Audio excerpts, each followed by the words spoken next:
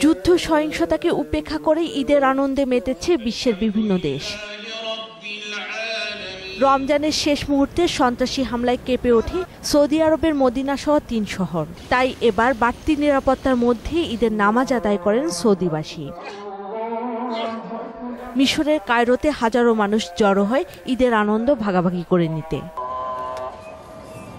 ইন্দোনেশিয়ার জাকার্তায় ঈদের নামাজ আদায় করেন ধর্মপ্রাণ মুসল্লিরা। মালয়েশিয়ায় পুরো বিশ্বের শান্তি কামনার মধ্য দিয়ে পালিত হচ্ছে ঈদ। অন্যদিকে জার্মানিতে নতুন জীবন শুরুর পর প্রথমবারের মতো ঈদ উদযাপন করছে সিরীয় শরণার্থীরা। এবার রমজানেও সন্ত্রাসী হামলায় প্রাণ হারিয়েছে ৩৫০-রও বেশি মানুষ। স্বজন হারানোর কষ্টকে সঙ্গী করেই ঈদ উদযাপন করছে ইরাক, তুরস্ক সহ বিভিন্ন দেশের মানুষ। দুলি মল্লিক, ২১শে টেলিভিশন।